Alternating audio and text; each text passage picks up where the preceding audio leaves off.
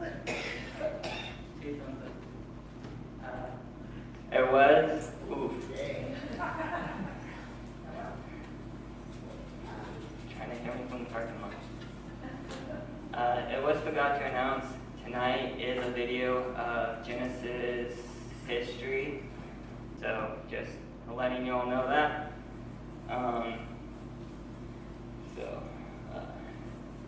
Alright.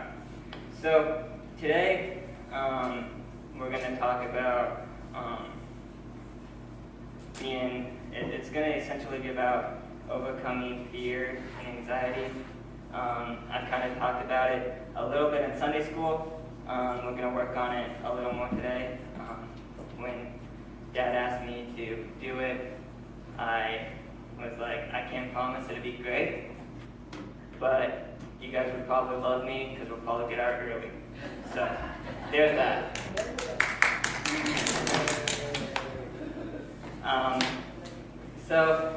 My first point is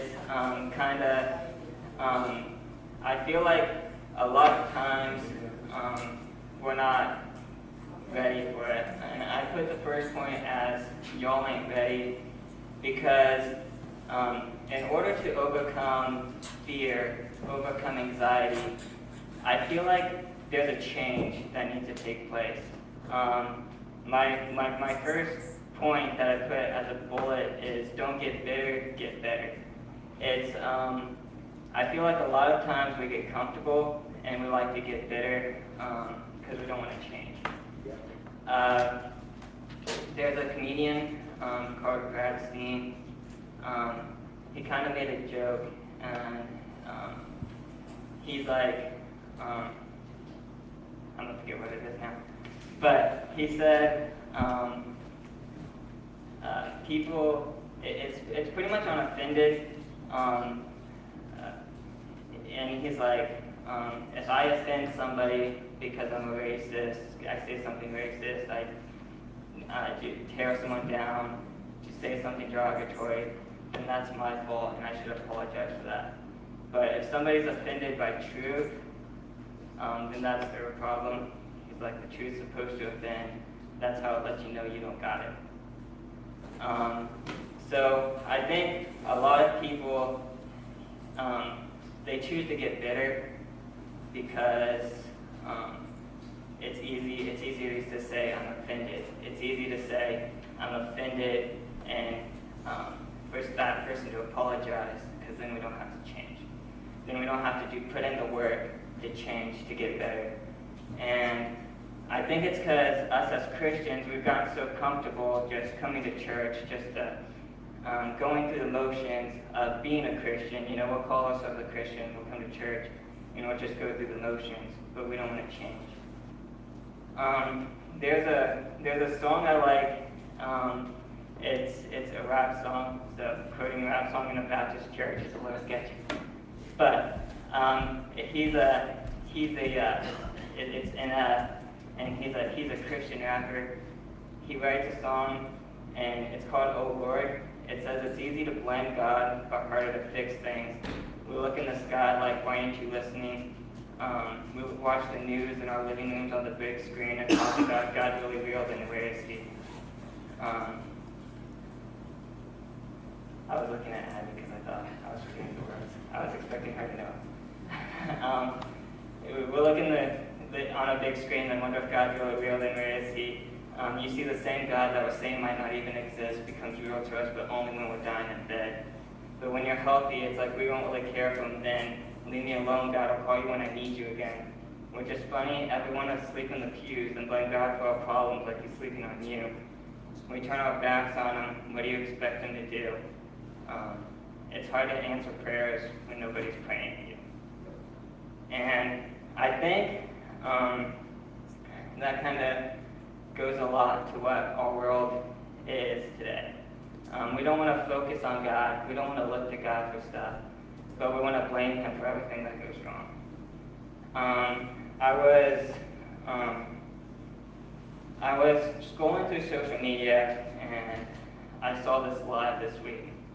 It was this guy who wasn't a Christian, and he was looking for evidence of God. And he was inviting all these Christians on to kind of show, he wanted Christians to show evidence of God. And through watching that and hearing kind of how Christians were defending that, it was kind of a discouragement because it was kind of evident that the Christians that were trying to show evidence really didn't have a good grasp on who God was and who kind of what they were talking about. It was always kind of a feeling, kind of a very feel, it's about me thing, and I don't think, and it was kind of a discouragement as to how that went and how they were defending.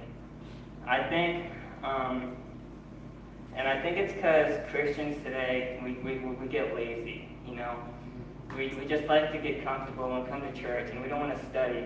And I think that's part of it. We like to call ourselves Christians, but we don't want to study to find out who God is, to find out, actually the details. I heard this defense on contradictions in the Bible, and I saw. Essentially, I don't remember what the phrase was, but it was this phrase that was big, long, and flowery, and it used big words. But really, when you broke it down, it didn't make any sense. But it was big and flowery, and when I heard it, there was a couple people in my group. They kind of like shook their heads and kind of went along with it. But I think we as Christians, we don't want to study. We like to be lazy, and we'll come up with these big, long phrases that sound flowery, that sound like we know what we're talking about. But we make the phrases because we're lazy and we don't want to study. And instead of studying to find out whether it really is a contradiction, we'll make up this big, long, flowery phrase and say, oh, this is why, just to make people say yes, and we can move on and not have to study, not have to study and look into the Bible to find out if there really is a contradiction there. And I think a lot of it is, I think we've gotten so selfish as a generation, as Christians, as a society, that we put ourselves in the middle of stuff.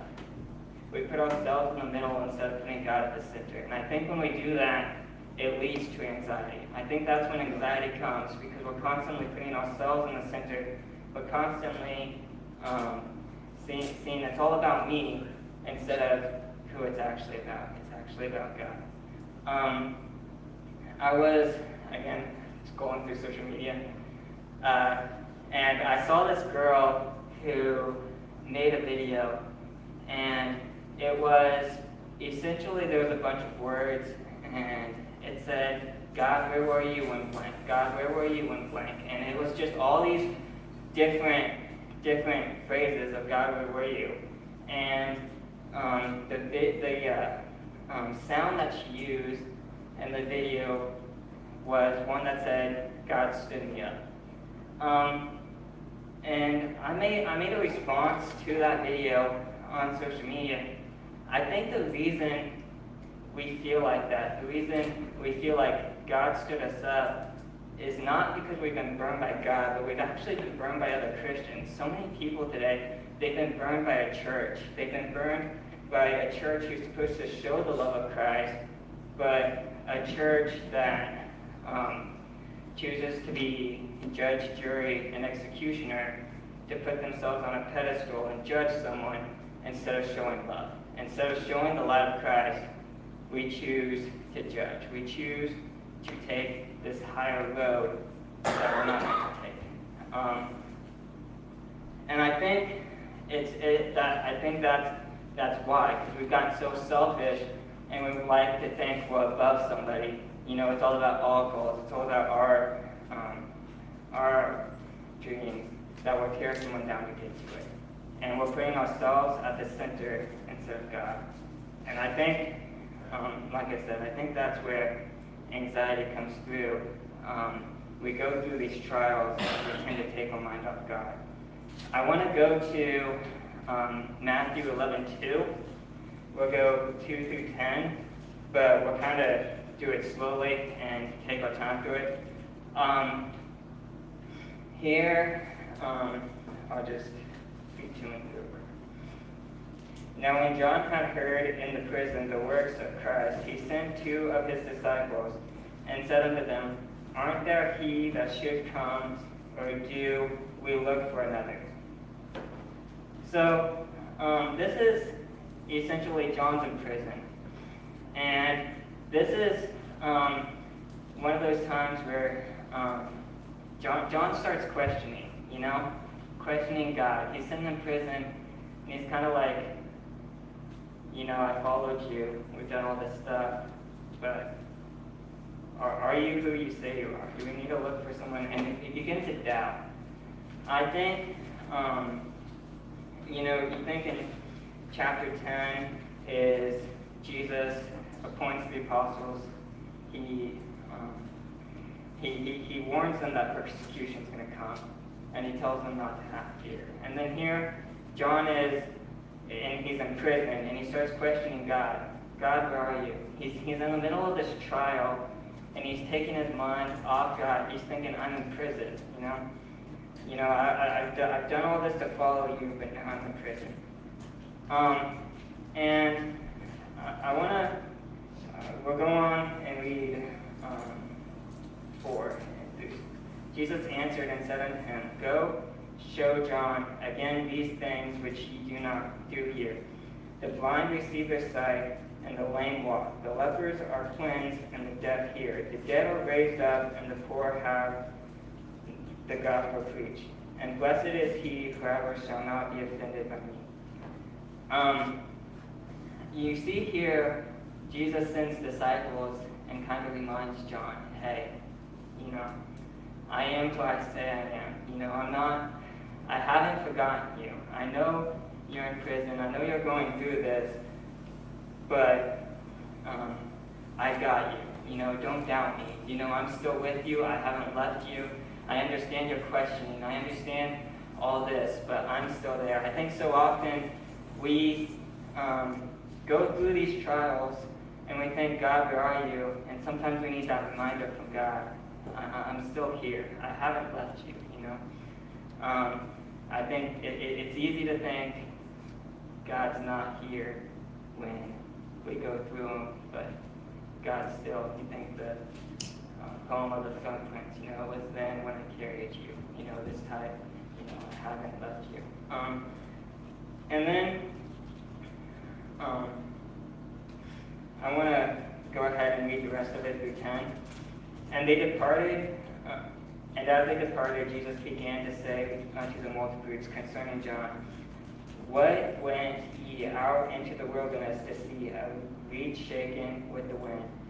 But what went ye out for to see? A man clothed in soft raiment? Behold, they that wear soft clothing are in kings' houses. But what went ye out for to see? And a prophet, yea, I say unto you, and more than a prophet. For this is he of whom it is written, Behold, I send my messenger before thy face, which shall prepare a way before thee. This goes all the way to 18, but I can picture, as John's sitting in prison, this crowd start to judge, this guy's a follower of Christ, and now here he is in prison, So what a follower of God he is. He's in prison and all this. And I think Jesus there, he goes to the crowd and defends John. And I think so often, I think sometimes, I think it shows confidence. It shows God the confidence God has in John, that he's going to go to the crowd and defend him. And I think God has that same confidence in us. I want to go to Job, because I think Job really shows this, confidence. I think Job, we'll be in Job 1, 6 to 9. I lost my place in my notes. We'll be in Job 1, 6 to 9. Now there was a day when the sons of God came to present themselves before the Lord, and sin came also among them. I will pause real quick. Job 1 through 5 is talking about how Job has all this stuff, and he's like the big guy in the East, the greatest of the East.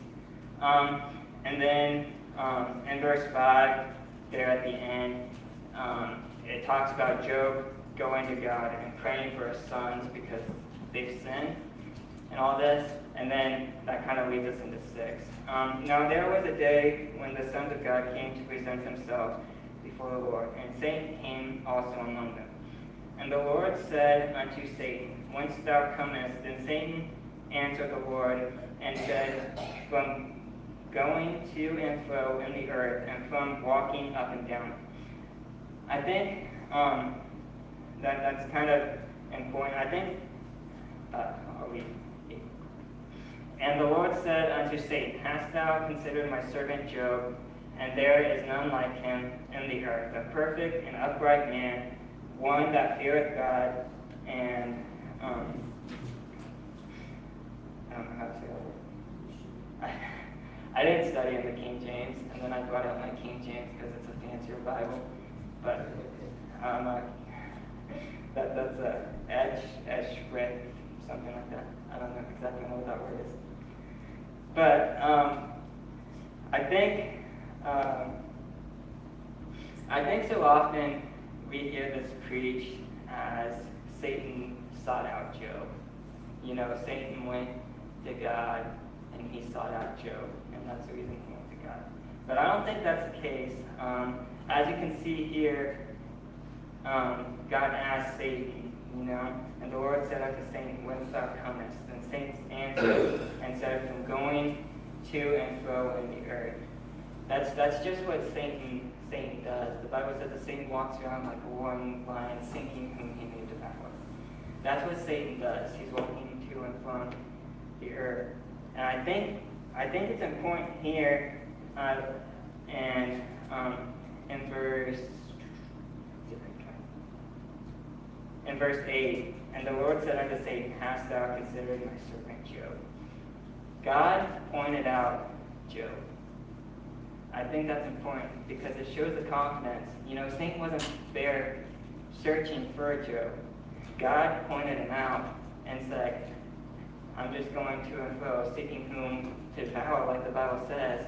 And God says, Have you considered my servant Job? And then he begins to talk about he's an upright man and all of this. And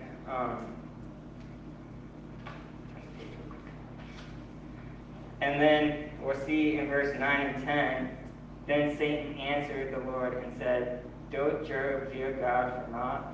Hast not thou made a hedge about him, and about his house, and about him,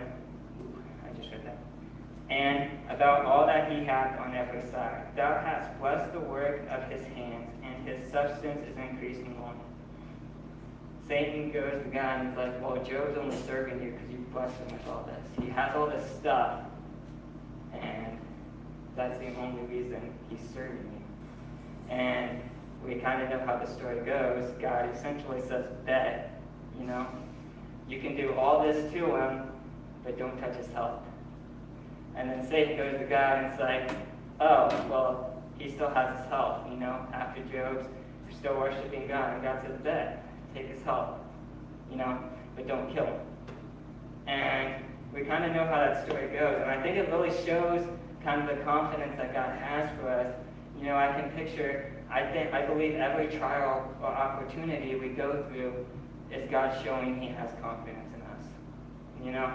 Now, I'm not saying that God's kind of, he knows. I'm not trying to make it sound like every time we fail, God sends an opportunity and we fail, and God doesn't know that.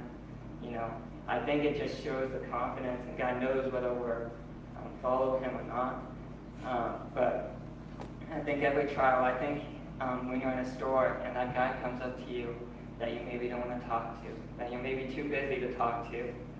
I think it shows confidence that God's giving you an opportunity to share the light of Christ. God's giving you the opportunity, or trials that come in. You're late to work, you walk out and there's a flat tire.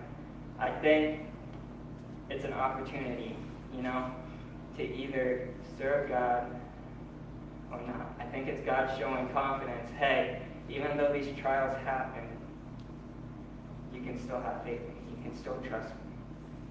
I want to go to Joshua. Here's kind of another situation where there could be some anxiety or fear. And here, it's essentially, we're starting in 5 through 9, but the verses leading up into that is God telling Joshua, hey, Moses is dead. Moses has just died. And after Moses is dead, he's the leadership. So there's no leader. There's about to be one, but there's no leader yet, because God hasn't given him but God hasn't appointed him in verse 1 to 5. I think leadership's important. I remember the Chiefs in 2017. They released their middle linebacker, Derek Johnson, and then the safety, Eric Berry, was injured. Star safety, I get you guys. A lot of us don't follow football or whatever. But when that happened, I was like, this defense is going to be terrible. Just because they released him. Because Bob Sutton was a defensive coordinator. Derek Johnson was the leader of that defense, and so was Eric Berry. Eric Berry wasn't going to play all year because he was injured. And then we just released Derek Johnson, who was the leader. There was no leadership on that defense. And I was like, this defense. And it showed throughout the year. You had players who called out the defensive coordinator and were like, we don't know where to line up, and we don't know what position we're supposed to take. And it's because there was no leadership here, and so that's kind of, I say that to put the importance of leadership. Leadership is important in everything we do. And here, verse 1 through 5, Moses is dead, and they need a new leader. So we'll start out in verse 5. There shall not any man be able to stand before thee all the days of thy life. As I was with Moses, so I will be with thee. I will not fail thee, nor forsake thee. Be strong and of a good courage, for unto this people shalt thou divide, for an inheritance the land which I swore unto their fathers to give them. Only be thou strong and very courageous, that thou mayest observe to do according to all the law, which Moses my servant commanded thee. Turn not from it to the right hand or to the left hand, that thou mayest prosper whithersoever thou goest. This book of the law shall not depart out of thy mouth, but thou shalt meditate it therein day and night, that thou mayest observe to do according to all that is written therein. For then thou shalt make thy way prosperous, and then thou shalt have good success. Have not I commanded thee, be strong and of good courage. Be not afraid, neither be thou dismayed, for the Lord thy God is with thee wherever thou goest. Here, Moses is dead, and God's appointing Joshua as a new leader. I can picture kind of the anxiety, kind of the fear. Moses was this great leader, and now here Joshua is to follow in the footsteps. I think, like you see this big concert or whatever, go to a concert, the opening guy kills it, and then you're supposed to follow him, and you're like, how do I follow that? Kind of that certain thing. Moses was this great leader, now Joshua's there, and he has to fill his shoes.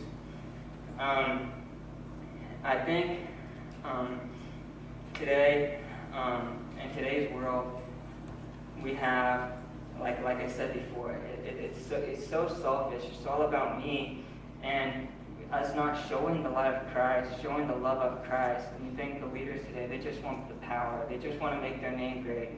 You know, there's so many Christians nowadays that they'll put on a face of following God.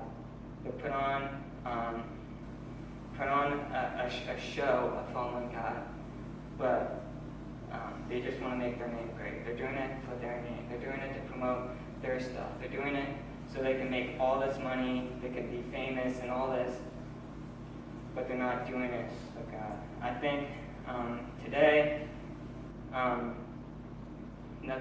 think God's looking for Christians to step up. I think God's looking for somebody to step up and be that leader. You know, who's going to be the leader? Who can I count on to be the light, to show the love of Christ, to follow the example that I left?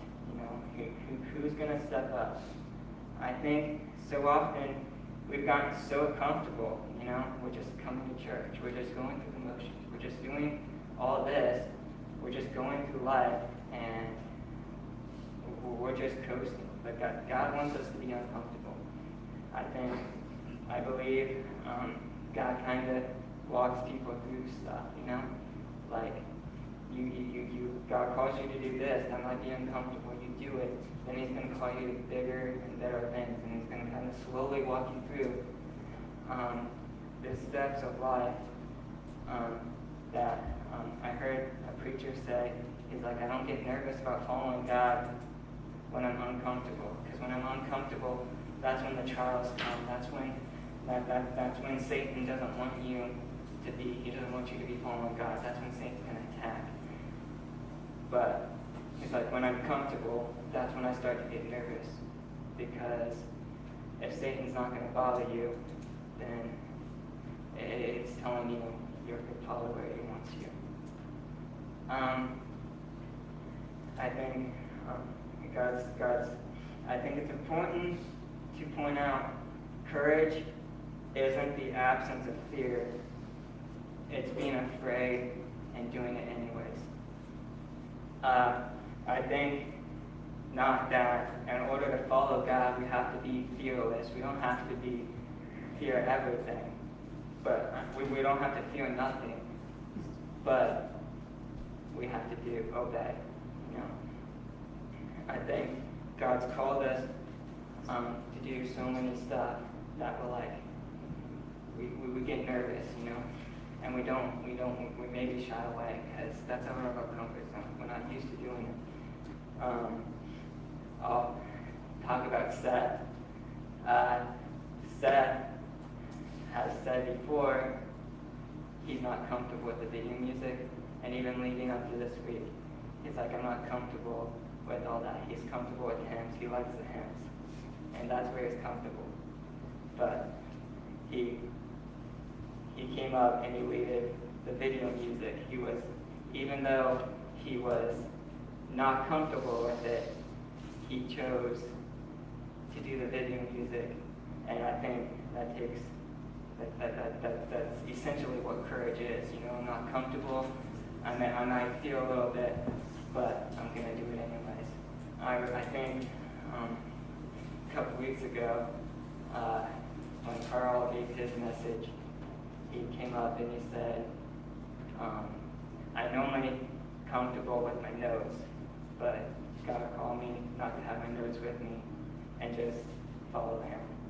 You know, God's going to call us to something to make us uncomfortable. You know, it's about whether we obey it or not. You know, are we going to be courageous and follow God, or are we going to stick to what's comfortable? You know, are we going to stick to our notes because that's where we're comfortable? Or are we going to, you know, do what God has called us? Are we going to follow God?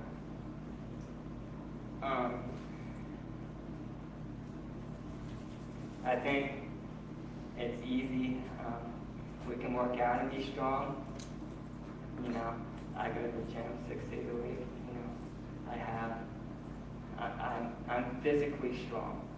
I can bench press, deadlift, all this stuff.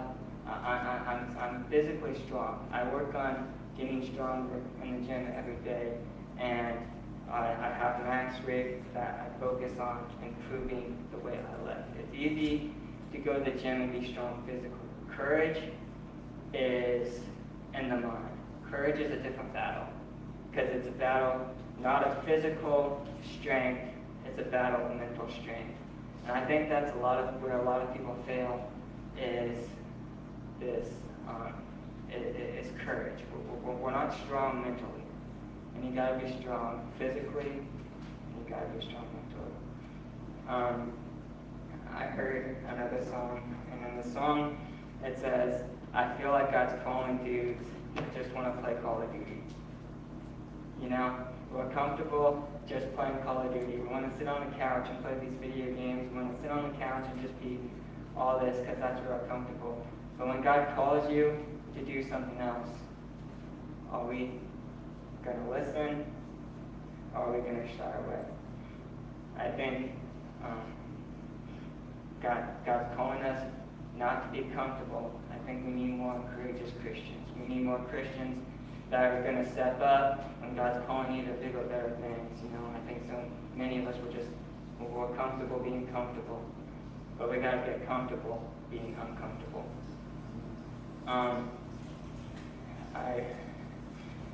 We'll move on to my last point, and go to 1 Peter 5, 6, 10. I put marked it and still can't find it. Alright. Humble yourselves, therefore, under the mighty hand of God, that he may exalt you in due time, casting all your care upon him, for he careth for you. Be sober, be vigilant, because your adversary, the devil, as a roaring lion, walketh about, seeking whom he may devour. Whom resist steadfast in the faith, knowing that the same affliction that are accompanying in your brethren that are in the world, but the God of all grace, who hath called us unto his eternal glory by Christ Jesus, after that he hath suffered a while, make you perfect, establish, strengthen, settle you. I think I think so often we hear in churches, we hear give it to God, and that's essentially what he's talking about here. But I think so often as Christians, especially growing up in church, we hear this all the time, give it to God, give it to God, forget about it. But I think us as Christians, we don't need to learn to give it to God, because I think we hear that so many times, it's kind of gotten easy for us. Well, we'll give it to God, maybe say a prayer and give it to God. But I think in Proverbs, it says, lean not on your own understanding. Trust in the Lord with all your heart. Lean not on your own understanding. I think so often we hear give it to God, that's easy for us. The problem we have as Christians is going to pick it back up. I think so often we expect to give it to God, God's going to take it away, and we're not going to have all these trials. We're not going to have to deal with this anymore. That then, when we give it to God, we maybe say that prayer and give it to God, when we still have the trials, a lot of times we go and pick it back up and well, this ain't working. We don't have that trust in God. We don't have. We're not trusting God in that way. We're trusting ourselves. We're trusting what we can see. I think I used an example in Sunday school about a safety. So often I played football in 6th grade, and I played safety, and they teach you to kind of trust what you see. You can't hesitate. You got to lead, and you got to make your move. I think it's so easy as a safety. We're sitting back there, and we see a shallow cross come up. It's easy to see that and want to step up and jump that route. But when we do that and we step up, so often we miss the post route that's coming behind it. And I think it's easy to take our mind off Christ and look at what we can see, to look at maybe what we see on the news, see the trials, the problems in our world, and see, God, where are you? But I think,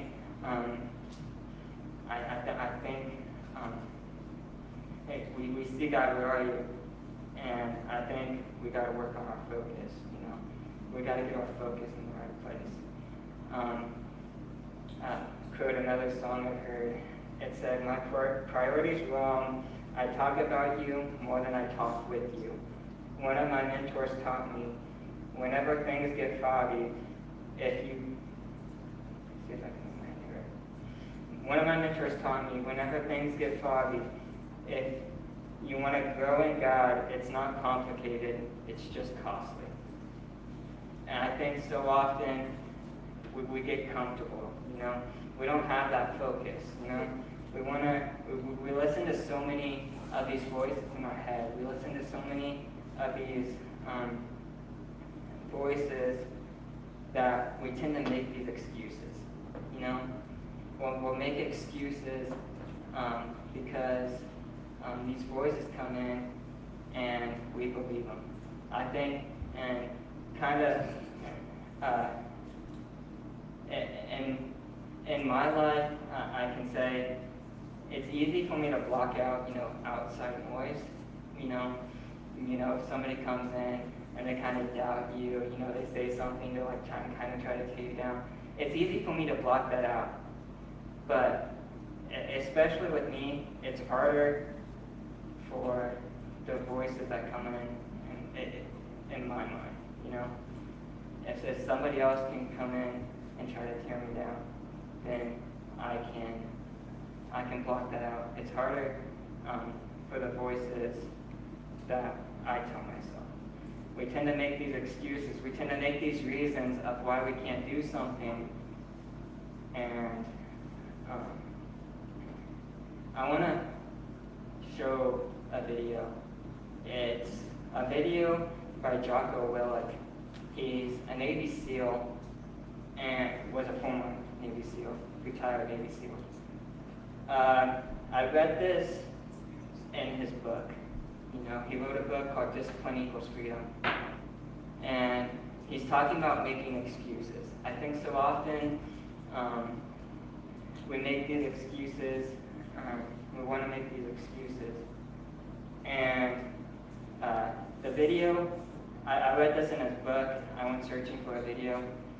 This video was from his podcast. It might be kind of hard to see, but like I said, I read it in a book and then it was on a podcast. I don't think this was meant to be seen necessarily as much as it was heard. I really like this video, so.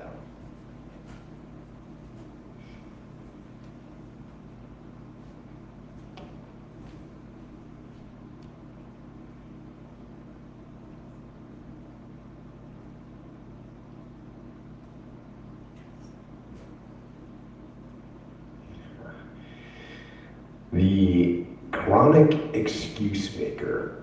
How do you excuse maker? Yeah, I said it the other day, you have Jocko, I am a chronic excuse maker. How do I stop making excuses and get things done? The chronic excuse maker. How do you stop making excuses? This is actually pretty simple.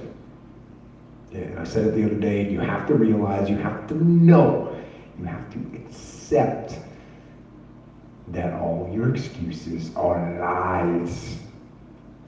They are lies, all. Think about the things that you tell yourself, the lies you use to rationalize taking the easy road. Taking the easy road and leaving discipline behind. Think about them. You don't have time. That's a lie. You don't have support. That's a lie. You don't have the equipment or the gear. Lies. You don't know the best way. Who cares? That's a lie. Or you're too old, or you're too young. Of course you're too old or too young. Lie. Answers, you're too busy. Sure you are.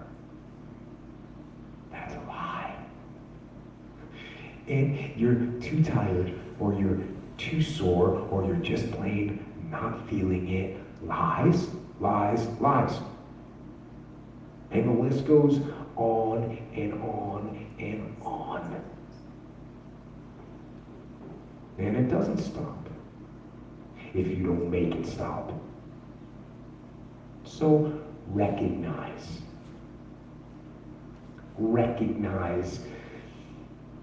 the excuses are not valid. They aren't. They're trumped up. They're conjured up. They're fabricated. They're lies. And how do you stop the lies? You stop the lies with the truth. The truth. The truth will set you free. The truth will stand, and the truth will deliver you from procrastination and laziness and the downward spiral that comes with a lack of discipline. So don't believe the lies, believe the truth. And the truth is, you have time. You have the skill, you have the knowledge and the support and the willpower and the discipline to get it done. So cast out the lies, burn them down, and listen to the truth, and live the truth, and go out and get it done.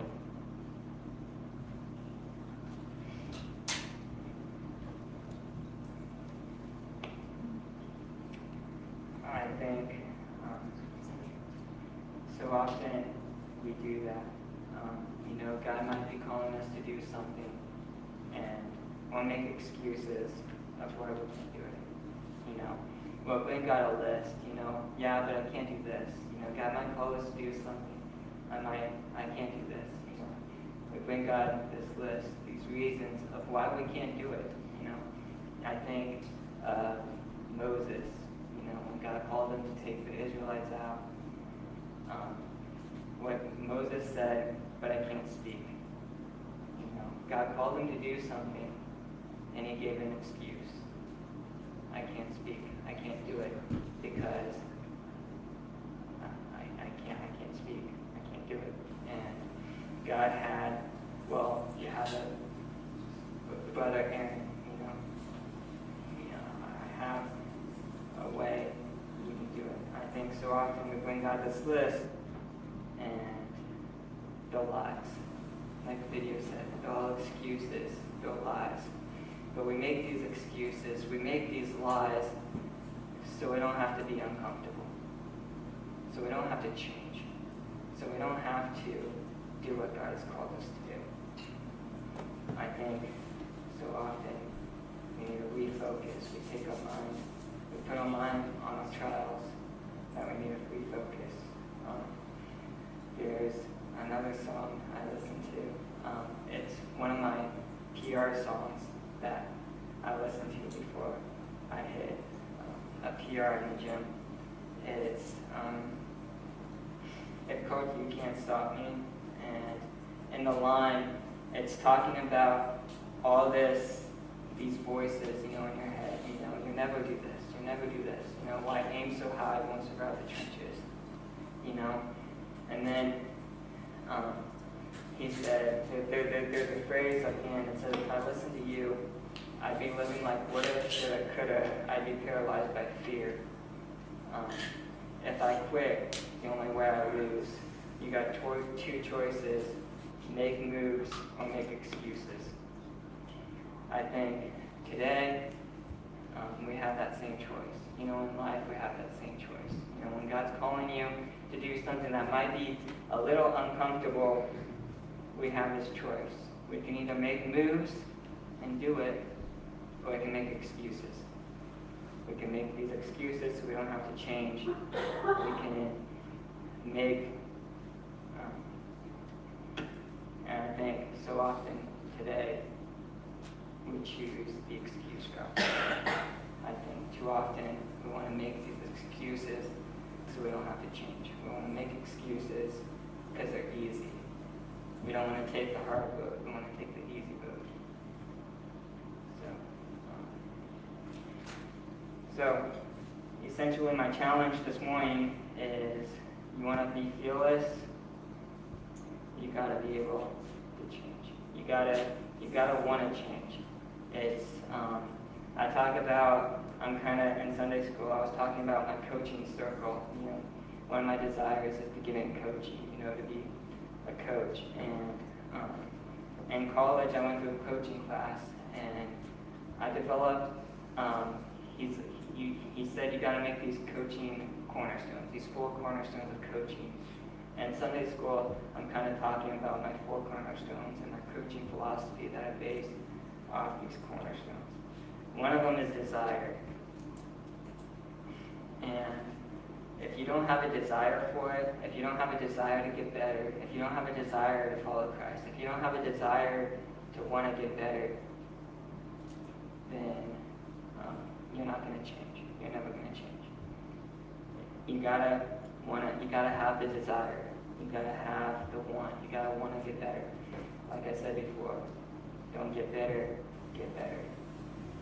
So if we want to be fearless, we gotta be able to change. We gotta have that courage. We gotta be afraid and then do it anyways.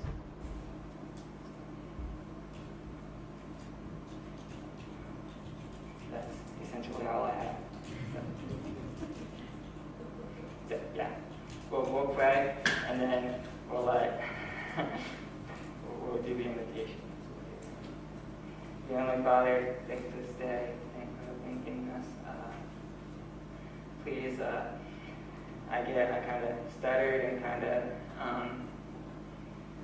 stuttered through my words, but hopefully the point got through. God, help us to change. God, help us to be challenged. And